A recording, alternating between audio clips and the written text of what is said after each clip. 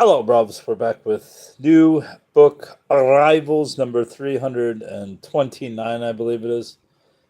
Just the books I've bought in the last week. I think it's 33 books. I didn't shop as much as I usually do, but that is due to working way too much. The Harvester by Gene Stratton Porter, which I picked up at an estate sale. Say hello to Satan. He's trying to keep me warm in this frigid weather. As you can see, the book's not in great shape, but I didn't really care. I like the cover. The girl at the place gave the books to me for $1 a piece. They're, like I said, not great books, but I like them anyway. Even if the cover would have fallen off, I still would have got it, but it's a great cover. I don't know which books I have by Gene Stratton Porter, but I know I have a couple. Most of them are Grosset and Dunlap reissues from the early 1900s. Lorna Doone by R.A. Blackmore. And funny enough, I found a VHS, or it's R.D. Blackmore, sorry. And I've never read the book. What did I read by The Maid of Sker by R.D. Blackmore. I believe that was him. And I happened to find I don't know where I put it, VHS tape of Lorna Doone, and I watched it. It was pretty good, but kind of everything you would expect out of a movie. How they get the girl, she becomes royalty. It's kind of like a rehashing of every Victorian novel from the late 1800s of redemption. I was going to say like Victor Hugo's The Man Who Laughs, but in that, basically everyone dies and there's tragedy. Blue Bonnet Bend by Augusta Huiel Seaman. What's this say? Catherine Wilson, number 1077. Another book that I picked up at an estate sale, 1925. Nothing great. Probably not worth very much, but like I said, I like these old decorative board covers, so that's nice. Blue Bonnet Bend. Who's it by? The Century Company. And the fourth book I got at that estate sale was Winter Moon by Hugh Walpole. Or is it Walpole? Walpole. A Doubleday Doran book. And originally I thought it was by the author of The Count of Otranto, but I believe this is a nephew or something like that. There you go. Focus, Bubba. To Elizabeth, affectionately. Who's the guy that wrote The Count of Otranto? Otranto. Not Hugh Walpole, but Horace, I think it was. Horace! Another not very valuable book, but doesn't matter to me. It's a good title, Winter Moon. Twice Out of Sight, As Far as You Can See, and That Much Farther by Roscoe E. Plowman. He was a reverend. He may still be alive, but I doubt it, considering that he looks like he's about 80 years old here. And the book was written in the 80s. And this is a book about, I think, Southern Kentucky, which I have no ties to, but I just liked that it was a local history kind of book. And so I got it. Post Office, Rourke, Kentucky.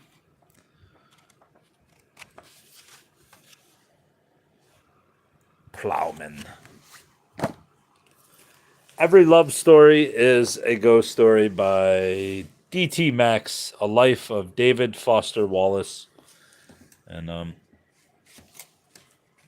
I read a review of the book. I'm not a fan of Wallace. I read like about 5 pages of Infinite Jest, and I was absolutely bored, senseless, but that is the case with most novels, so I guess I can't really fault him. I'm not a big fan of modern novels.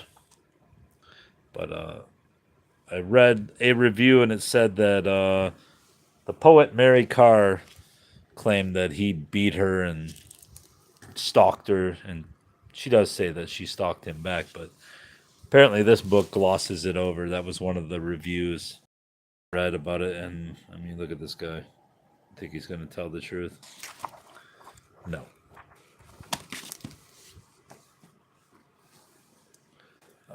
The 5,000 Year Leap 28 Great Ideas That Changed the World by W. Cleon Skousen.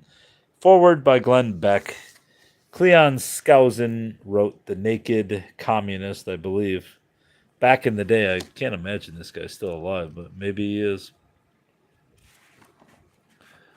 And so I assume this is pro-liberty sort of book, since that's what, let's see, it's a 30-year anniversary edition. Maybe he is dead. I don't know. I don't know when he was born. The publication of this book is the fulfillment of a dream gestated over 40 years ago at the George Washington University Law School in the nation's capital. So he was alive in 2009. I don't know if he still is. What are you reading? Oh, cool. I've read that too. Are you going to read? And other books. I'm going to show you all the books I picked up this week at thrift stores and estate sales. I will probably read later from my book, Aruna, but not right now. The Anunnaki of Nibiru. I usually don't pay $2 for a book, but this was an exception, since most of the books that I got at that thrift store were 25 cents, but I grabbed, I believe, this book and this book.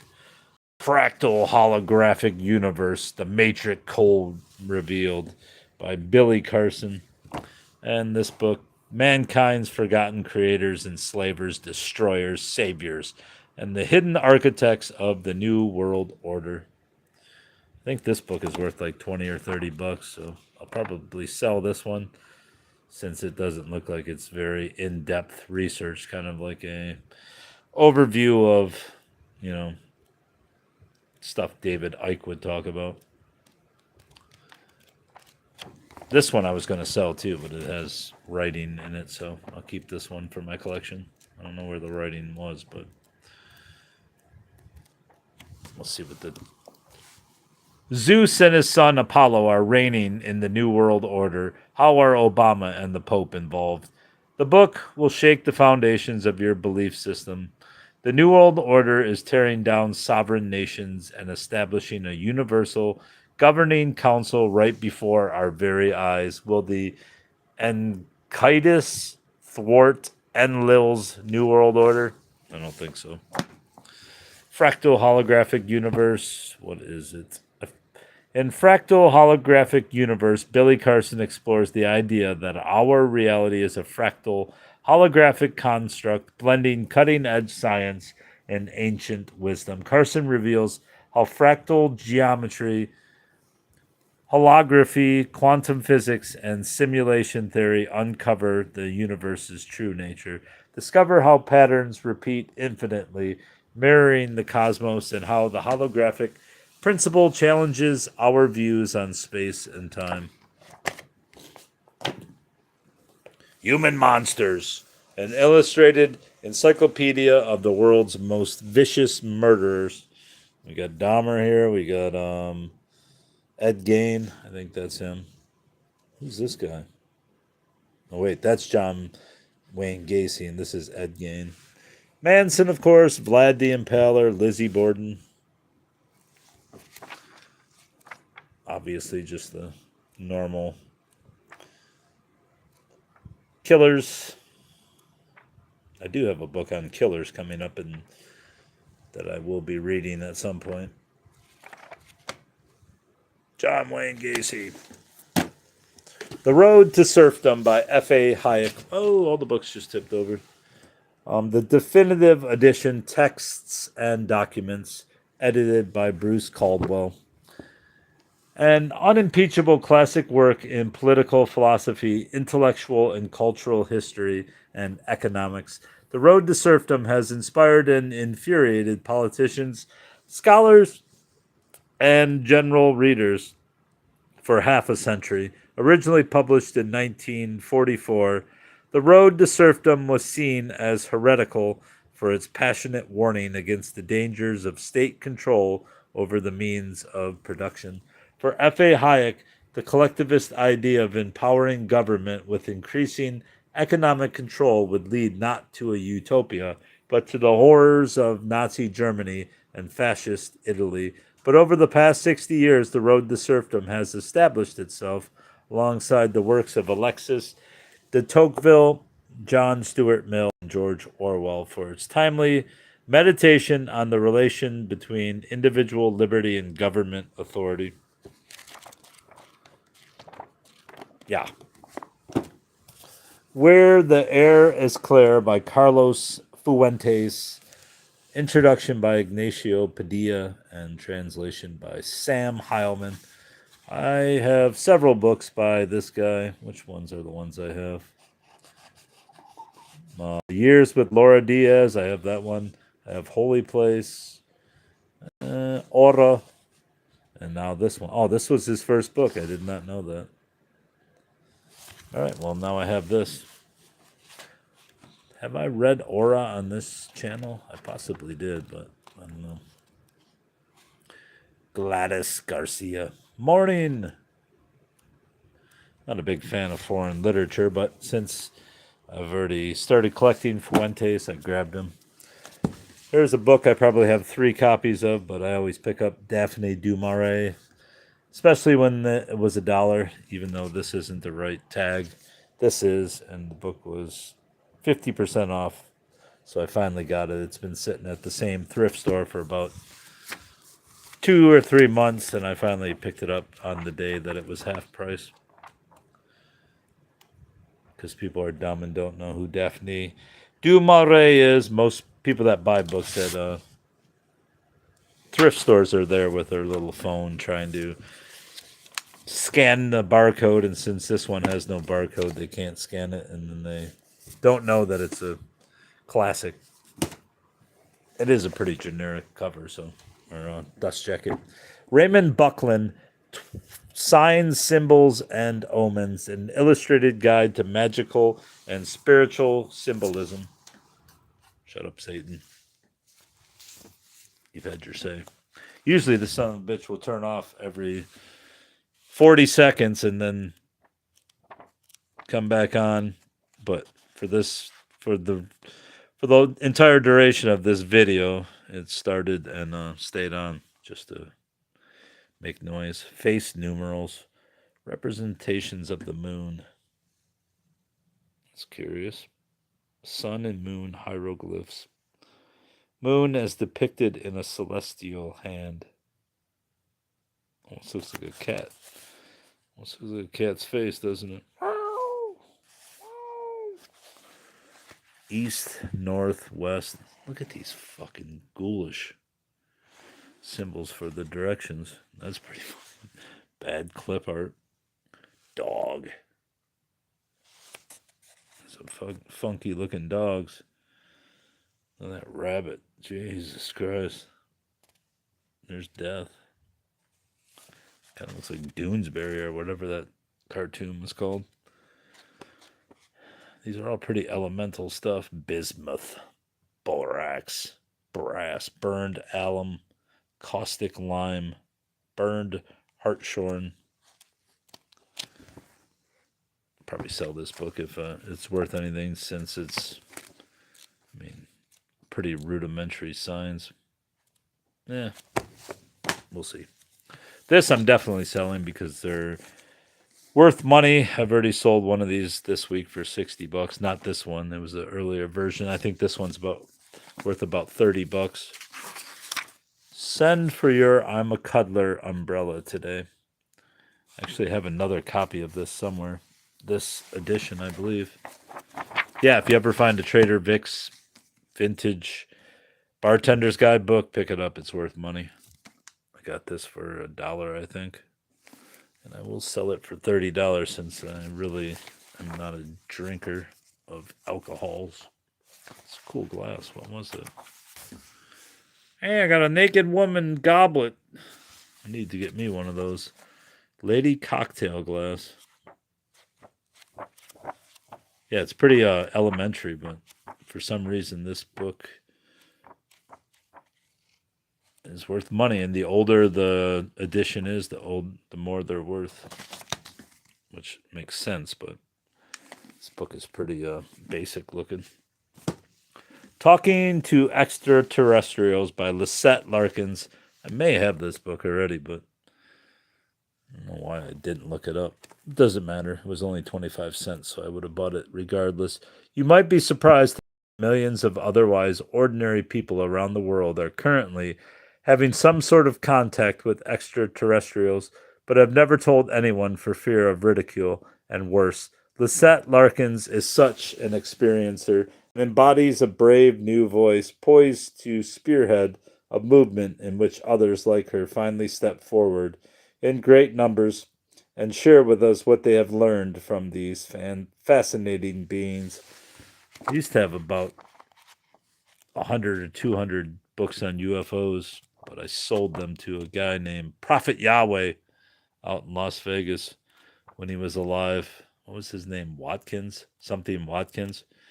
And the dude used to, after he bought the first lot of them, because I used to, obviously, I've sold books for years, but all the ones that were worth less than like $5 and weren't worth shipping, I would put in lots, and he started buying them. And then after I think the first or second one, he demanded that I send them to him before he paid for them. So it would take him a month to pay me, and then he got pissed every time I emailed him, said, "Hey buddy, you owe me some money." And then he finally broke contact with me. He said I was too demanding. It's like, dude, I'm sending you boxes of books. I don't know what you're doing with them, but charging you like 50 cents or $1 a piece and sending them to you without payment. And then he was pissed that I demanded payment. I didn't demand it rudely. I just said, buddy, I wish I could find those emails. They were pretty funny. What was that? Was there something in the book? I don't think so. Haunted Harbors, Ghost Stories from Old Nova Scotia. Steve Vernon. They say there's a tale for every wave that washes the shores of Nova Scotia. A phantom piper emerges from his watery grave near Windsor to play one last lament for his lost lover. Wait, Windsor's not in Nova Scotia.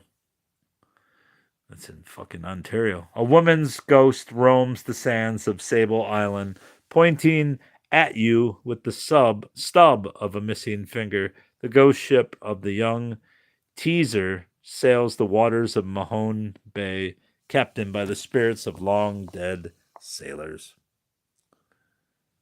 Is there a Windsor in Nova Scotia too? The Black Dog of Antigonish Harbor.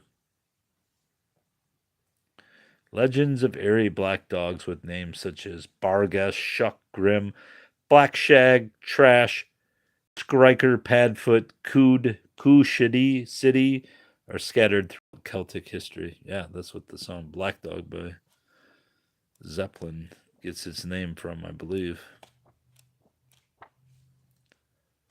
Anyway.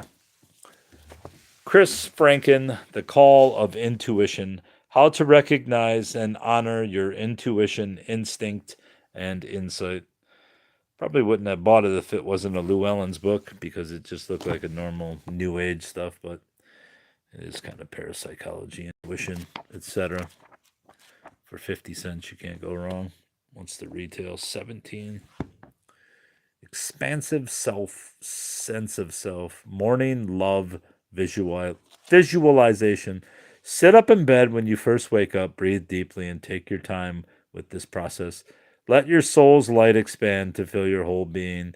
Feel your energetic roots sinking into Mother Earth, deep, deep down. Never doing that bullshit. I get up and take a piss. The Last Folk Carol, The Life and Myth of Bo Jackson by Jeff Pearlman. And this is a, what's that called? Large print book. Planned to sell it, but it's kind of heavy, so it's probably like a 3 or 4 pound book, so that's like $7 to ship. So I don't know if it's worth it to even sell. Bo Jackson arrived on the campus of Auburn University in the summer of 1982. A mere 10 days after graduating from Macadori High, Jackson was a backwoods kid with little understanding of what college life would entail. And when the coaching staff told him to come early for a summer job, a couple of classes, history and geography and daily workouts, he did as instructed. Wow, this is interesting. Real interesting, buddy. A black Bruce Jenner. Wonder if Bo Jackson's going to become a fucking chick later on, too. There are 3 moments that could have changed everything. 3 moments where instead of Bo Jackson becoming a mythological sports icon, Vincent Edward Jackson becomes another fatherless, poor black inmate in a state, Alabama, not lacking the model. The first moment, he is 12 and it is summer. There's a recreation center not far from the family home where local kids are provided free meals and inexpensive snacks. In the center of it all is a battered ping pong table. The kids are playing blah, blah, blah, blah. She tugs hard. He reaches for a paddle. Only his cousin reaches for the paddle, too. She tugs hard, digging her fingernails beneath his skin. The paddle is now in her hand. Bo shoves her, then fires off a weak hook. She punches him in the face.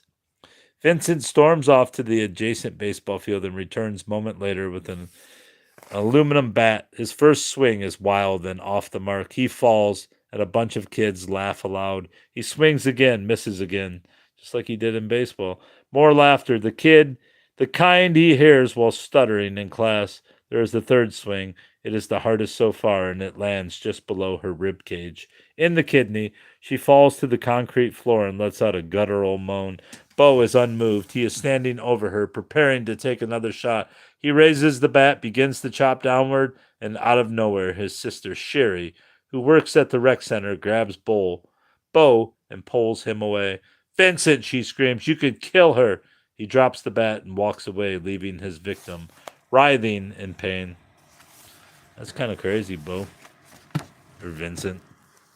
The next book are both Perfume by Patrick Susskind, which, strangely enough, I found on within 24 hours of each other at different thrift stores. This one has a little bit of moisture exposure and kind of smells like some kind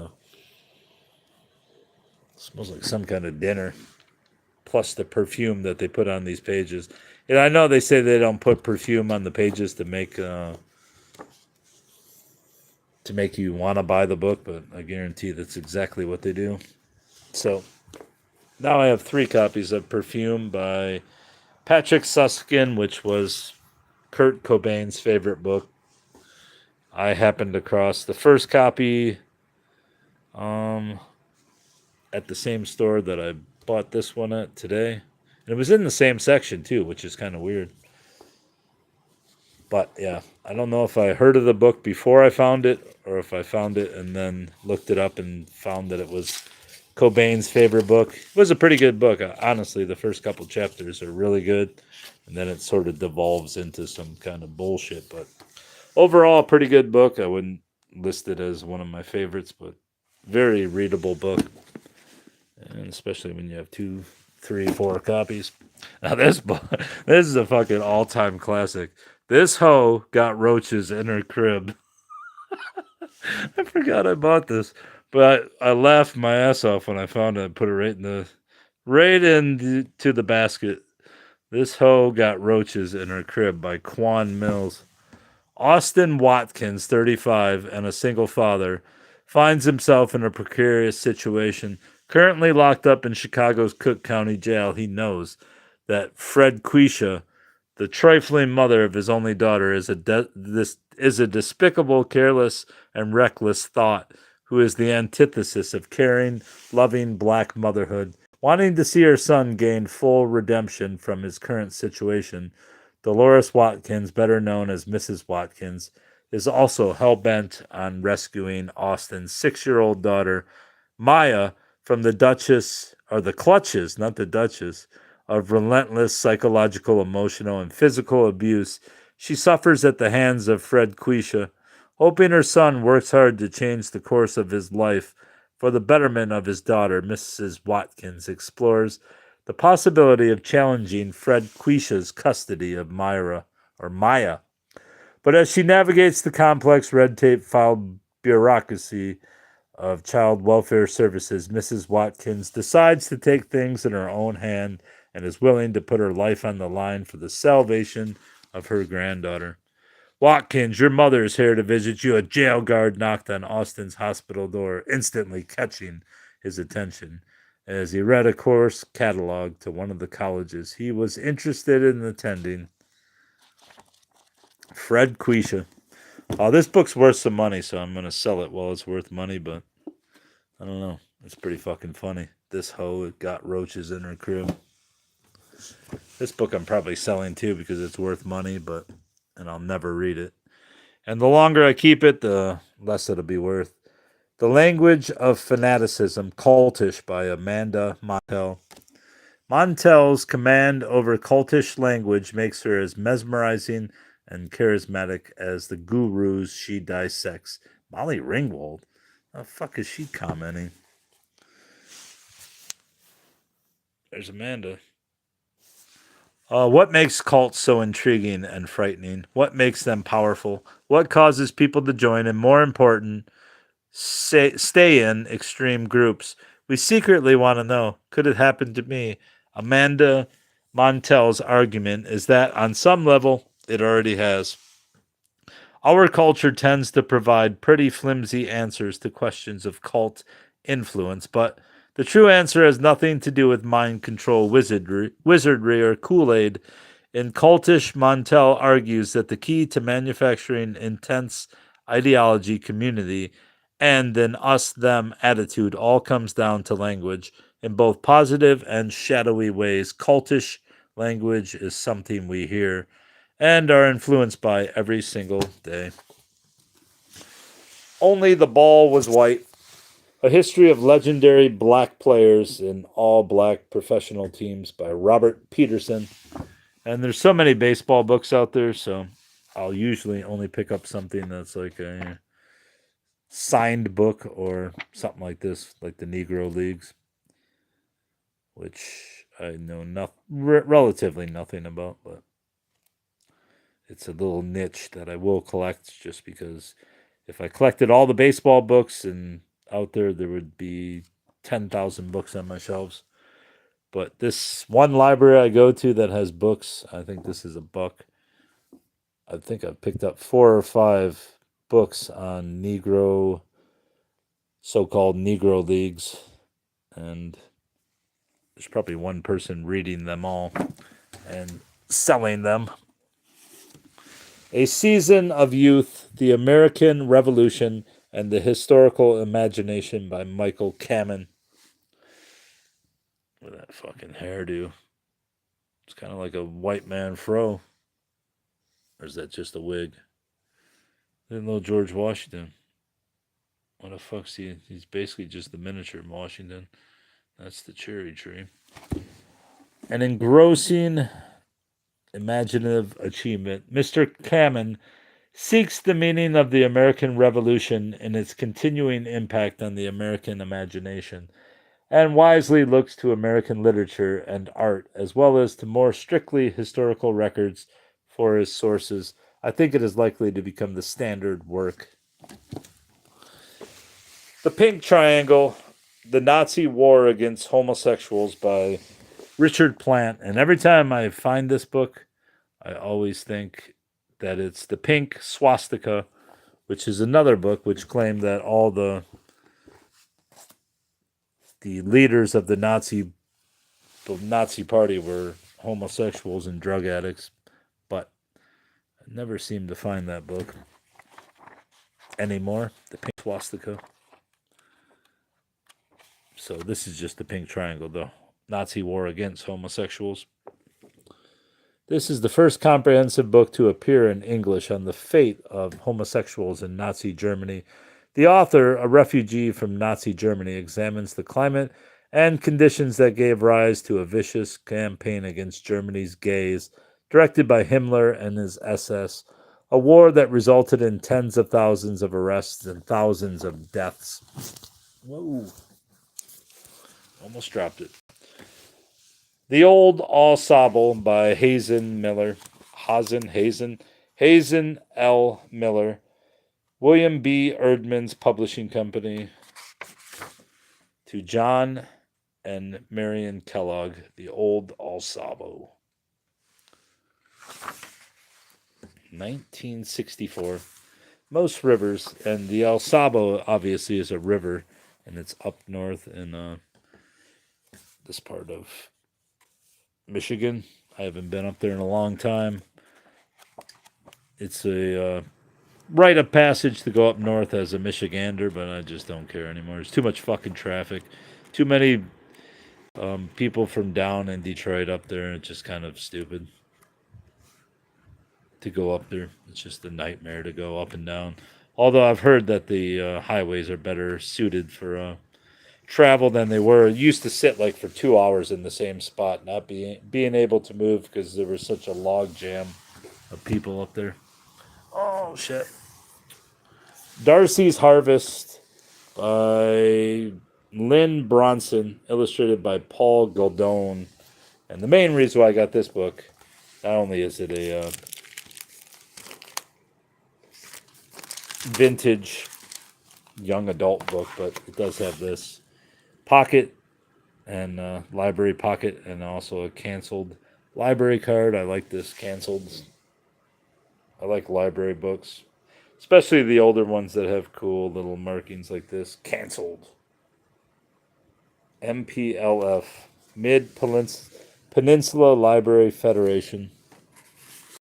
So I have one at the back too. No, it had a due date thing, but some bastard ripped it off. Really hate when people deface the library markings. Candle in the Sun. 2 Jonathan Rand American Chillers. I have a bunch of these that I plan to sell eventually when I get a maximum amount. Hopefully get like a full series of them. A lot of the ones I have are signed. Get them for cheap. 50 cents or less, I'll usually buy these books. Well, they have to be in good condition, like this one is. And eventually I'll have close to a complete set to sell for more money, since I don't really have any interest in children's books. The Cabin at the End of the World by Paul Tremblay, a novel. I have other books by Tremblay. And what is the one I have? Don't know. 7-year-old Wen and her parents, Eric and Andrew, are vacationing at a remote cabin in New Hampshire, a handful of miles from the Canadian border, far removed from the bustle of city life. Cut off from the urgent hum of cell phones and from the internet, they are more than 2 miles away from their closest neighbors. On a summer day, as Wen catches grasshoppers in the front yard, a stranger unexpectedly appears. Leonard is the largest man Wen has ever seen, but he is young and friendly, with a warm smile that wins her over almost instantly. Leonard and Wen continue to talk and play until 3 more strangers come down the road carrying strange, menacing objects. In a panic, Wen tells Leonard that she must go back inside the cabin, but before she goes, her new friend tells her, "None of what's going to happen is your fault. You haven't done anything wrong, but the 3 of you will have to make some tough decisions.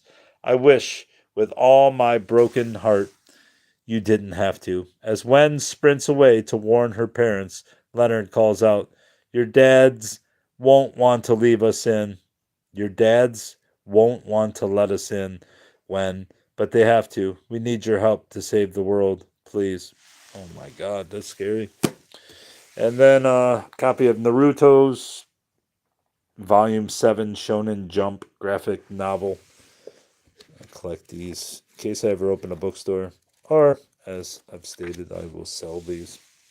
Eventually, I've sold some of the manga stuff I have, but zero interest in reading it. My kid used to read it, but not anymore as far as I know. From the Mouth of the Whale by, I don't know how to say his name, Jean.